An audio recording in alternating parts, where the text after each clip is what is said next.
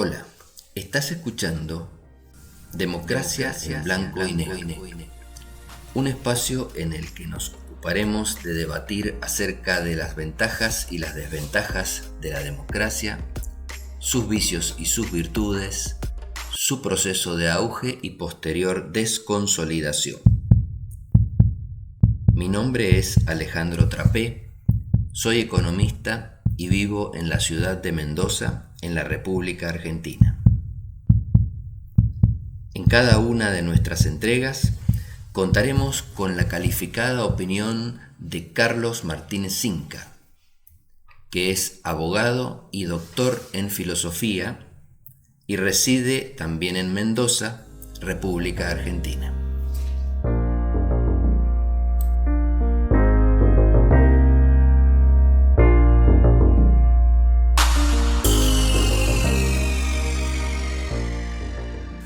En nuestra primera entrega hablamos de la relación existente entre libertad, autogobierno y democracia. Hoy vamos a volver un poco sobre ese tema, pero vamos a introducir un concepto más, muy importante para lo que queremos decir, el concepto de derechos. Y vamos a hablar entonces de los derechos que una democracia debe defender para sus ciudadanos. Debemos recordar, como dijimos en aquel momento, que la libertad es un concepto positivo, pero también tiene una arista negativa. Nosotros debemos tener libertad para realizar una serie de acciones que son propias del ser humano, y esto es libertad positiva, pero también en el momento en que el ejercicio de nuestra libertad afecte las libertades de las demás personas, tendremos que detenernos. Tendremos que dejar de hacer lo que estamos haciendo para no perjudicarlos. Y este es el concepto de libertad negativa.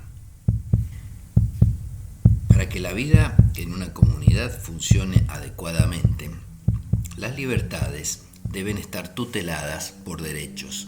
Es decir, nosotros tenemos que tener un derecho que proteja nuestra libertad a movernos, nuestra libertad religiosa, nuestra libertad a crear un negocio. Al proteger las libertades positivas de todos los individuos, implícitamente se está abordando también el problema de las libertades negativas, porque en cuanto yo tenga el ejercicio de una libertad y esté afectando a otra persona, que también tiene una libertad positiva en ese sentido, el derecho le estará asistiendo a la otra persona y me detendrá en el ejercicio del mío, abusándome de mi situación o de un privilegio y perjudicando a la otra persona. Vemos en ese ejemplo sencillo que si los derechos están bien asignados y son bien protegidos, yo tendré la posibilidad de seguir caminando y la otra persona tendrá que hacerse a un lado, dejarme pasar y no podrá bloquearme en mi derecho de transitar libremente por la ciudad. Diferente es el caso si yo al caminar me introduzco en el jardín de otra persona, en el jardín de la casa, de la propiedad de otra persona. Allí, ese otro individuo podrá detenerme y decirme que no puedo seguir avanzando, y en ese caso el derecho le asistirá a él o a ella, porque aparecerá el derecho de propiedad frente al derecho mío de transitar. Al estar transitando y abordando la propiedad que no es mía, estaré vulnerando un derecho de otra persona y por lo tanto allí aparece la libertad negativa y yo pierdo el derecho a seguir transitando y le asiste a la otra persona el derecho de detenerme.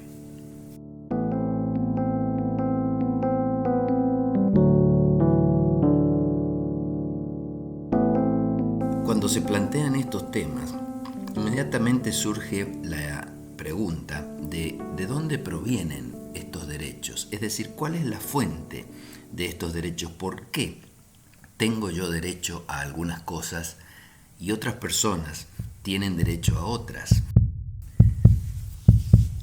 No queremos entrar aquí en una discusión demasiado amplia de este tema que es de por sí complejo.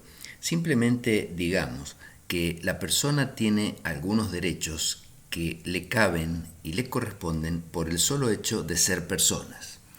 A estos derechos le vamos a llamar, a riesgo de ser un poco simplificadores en la idea, Derechos civiles. También a las personas les caben algunos derechos por el hecho de ser ciudadanos de un país. Entonces, a estos derechos les vamos a llamar derechos políticos. La idea es que los derechos civiles y los derechos políticos deberían ser los mismos para todas las personas, en tanto sean personas o sean ciudadanos.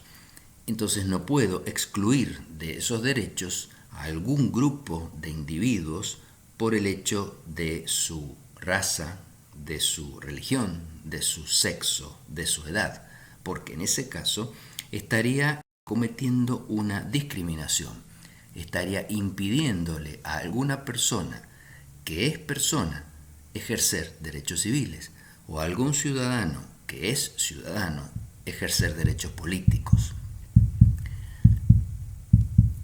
La democracia debe respetar los derechos políticos de todos los ciudadanos. No puede hacer distinciones. A fin de que la protección de los derechos civiles y los derechos políticos que hace un sistema democrático sea realmente efectiva, es normal que este tipo de derechos estén consagrados en la Constitución del país. Así, por ejemplo, vamos a ver que algunos derechos civiles, como el derecho al nombre, el derecho a poder publicar nuestras ideas por la prensa sin censura previa, el derecho a profesar una religión, el derecho a crear un negocio, el derecho a opinar, el derecho a transitar libremente, están consignados en las constituciones nacionales. Y así también los derechos políticos, como los derechos a opinar en una asamblea, el derecho a votar, el derecho a ser elegido candidato, también están consignados en una constitución. Significa entonces esto, que cuando alguien quiere vulnerar alguno de estos derechos, ya sea una persona, un grupo de personas o una institución, estaría realizando una acción anticonstitucional. Si a mí me impiden expresar mis ideas por la prensa y me censuran cuando lo hago, esa censura debería ser considerada anticonstitucional porque está violentando uno de mis derechos civiles.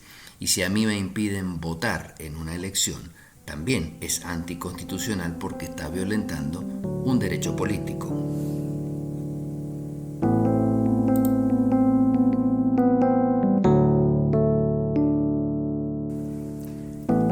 Concluimos entonces que una democracia será más perfecta cuando estos derechos estén mejor protegidos para todos los ciudadanos.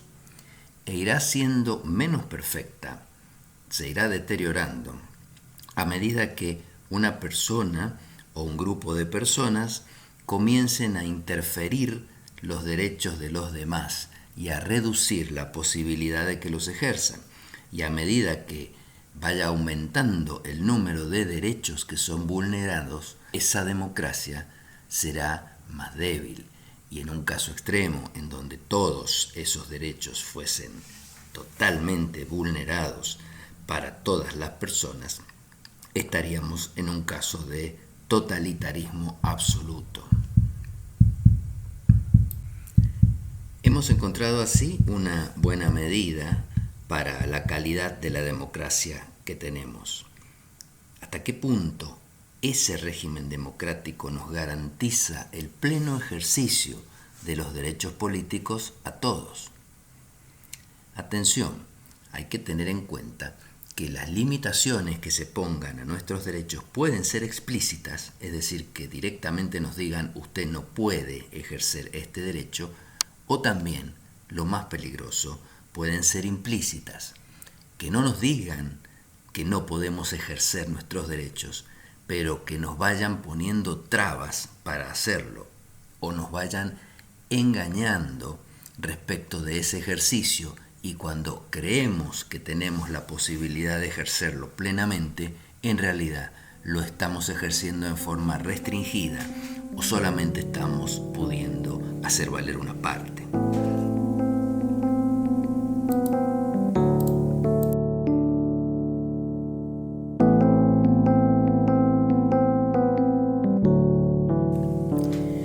Veamos qué opina Carlos al respecto. Carlos, sabemos que la mayoría de las democracias, como dijimos hace unos episodios atrás, son imperfectas, que las democracias perfectas prácticamente no existen, o si existen son muy pocas. Quiere decir esto que en todos los países que se dicen democráticos, de alguna manera hay derechos políticos de los ciudadanos que se vulneran, mucho, poco, explícita o implícitamente. La pregunta es, ¿cuáles pensás que son los derechos que más se vulneran en las democracias en la actualidad?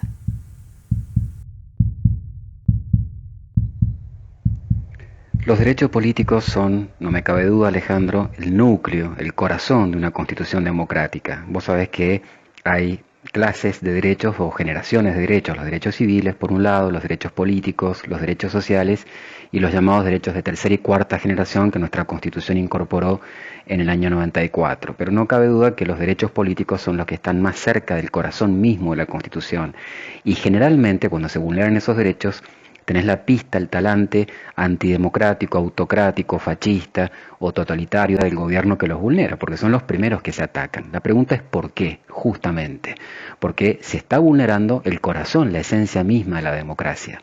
Entonces, si vos me preguntases, a ver, ¿cuál de todos los derechos, el derecho a asociarse, el derecho a manifestarse, el derecho a la protesta, el derecho a peticionar a las autoridades, el derecho de reunión, ¿cuál de todos los derechos atacan primero los gobiernos antidemocráticos? Es el derecho a la protesta. Y eso lo estamos viendo efectivamente en la región, lo hemos visto en los últimos años, lo estamos viendo en Colombia, justamente el derecho que tiene la ciudadanía de ocupar el espacio público, de visibilizarse, de peticionar, siempre pacíficamente, por supuesto, ese derecho justamente es el que tratan de vulnerar los gobiernos de cuño antidemocrático. La pregunta es ¿por qué? Bueno, porque hay evidentemente un deseo de disciplinar, de eliminar, de invisibilizar al otro, al que ejerce una crítica al poder. Y es curioso también, y esto es muy interesante, analizar cómo en general son a veces las cortes, ese poder aristocrático, no electo popularmente, sino electo por el gobierno, por la voluntad del pueblo, los que a veces suelen vulnerar con muy flojos argumentos, como dice Roberto Gargarella, un gran teórico del derecho argentino, profesor de Harvard, un hombre muy reconocido a nivel internacional y ha escrito sobre esto algo muy interesante que me permito recomendar a nuestros oyentes, la Carta Abierta sobre la Intolerancia. Ya claro que no tiene ningún tipo de filiación política.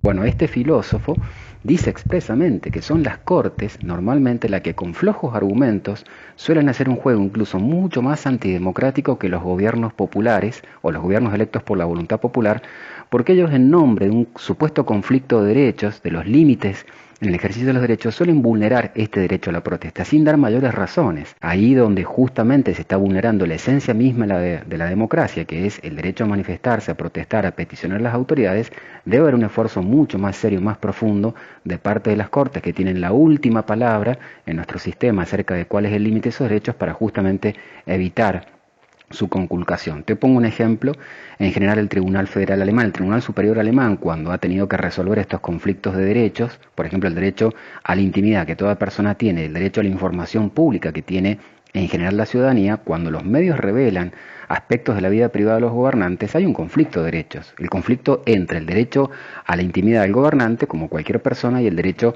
al acceso a la información. Y que dice en reiteradas oportunidades la jurisprudencia del Tribunal Superior Alemán, que bueno, que hay que ponderar, hay que hacer un juicio, una valoración, porque efectivamente el límite no siempre es el mismo.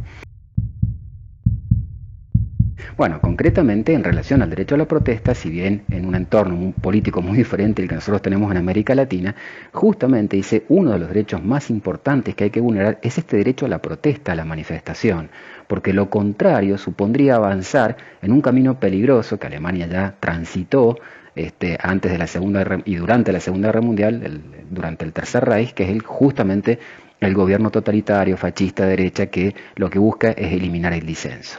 Cierro con esto, Alejandro, un análisis histórico. Vos fíjate que el fundador de la democracia liberal, que en realidad propuso una forma de gobierno conocida como monarquía constitucional, John Locke, en 1690, hace casi 3 siglos y medio atrás, escribió la primera epístola sobre la tolerancia. Y ahí decía que la esencia de un gobierno liberal, la esencia de un gobierno constitucional es el respeto a la identidad, el respeto a la libertad de conciencia y la libertad de expresión. 3 siglos y medio más tarde seguimos discutiendo esto, ya no en el contexto de guerras de religión, pero sí de la eliminación del otro, de la intolerancia cuando el otro representa una amenaza por su orientación sexual, por su identidad de género, por sus creencias políticas, por sus convicciones. Entonces no cabe duda que el desafío más grande que la democracia tiene hoy justamente pasa por este lado, por tolerar la disidencia, por tolerar la crítica al poder establecido mediante el derecho político a manifestarse y el derecho a la protesta.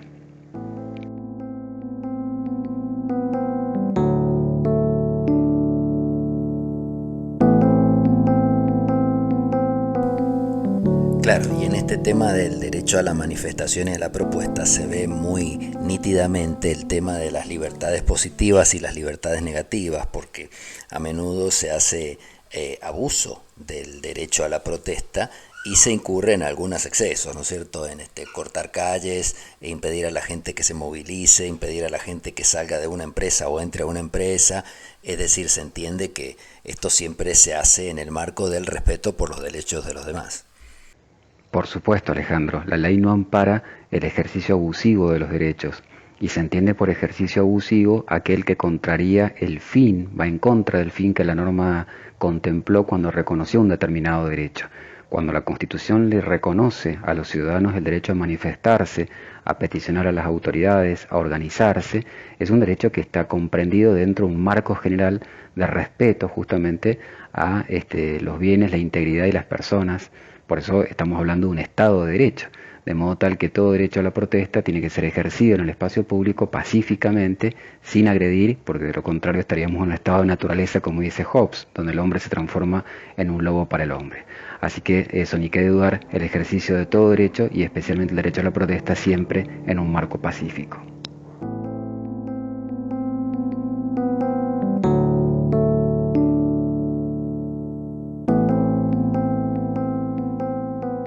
A partir de toda esta descripción que hemos hecho de la libertad positiva, la libertad negativa, los derechos civiles, los derechos políticos, vamos arribando al concepto que nos interesa en esta entrega, que es el de democracia liberal.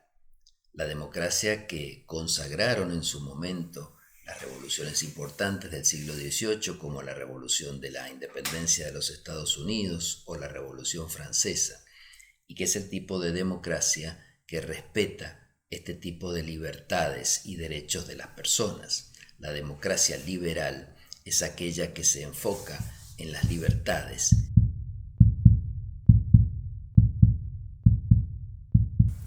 Por supuesto, no tenemos que confundir este concepto político de democracia liberal con lo que es el esquema liberal desde el punto de vista económico. En realidad lo que estamos hablando aquí es de un sistema que respeta los derechos políticos de los ciudadanos y que permite que los ciudadanos ejerciten sus libertades que les son dadas por sujeto político o por ciudadano en forma lo más amplia posible.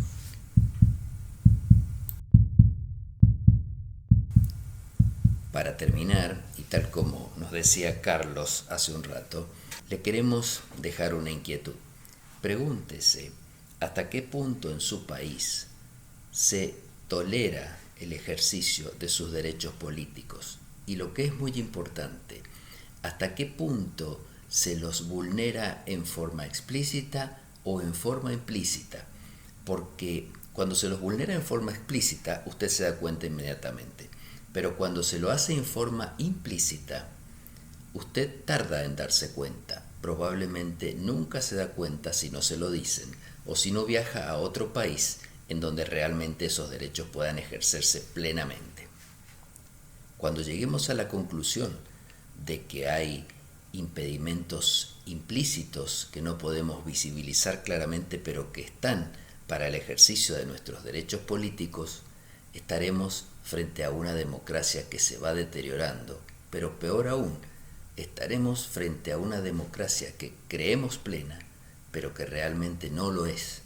Y allí estará el germen de los procesos que van deteriorando y carcomiendo la democracia sin que los ciudadanos se den cuenta y en algún momento la democracia termina estando completamente pervertida.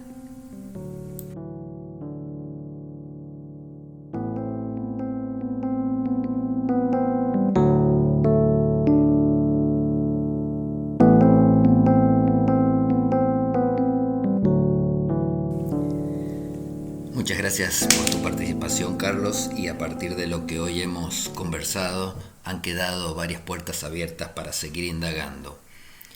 Antes se respetaban más en el mundo los derechos políticos de lo que se respetan ahora. ¿De qué forma se empiezan a erosionar los derechos políticos? ¿Empiezan desde afuera hacia adentro o empiezan desde adentro, desde el seno de la democracia, hacia el poder? En las próximas entregas estaremos conversando sobre estos puntos.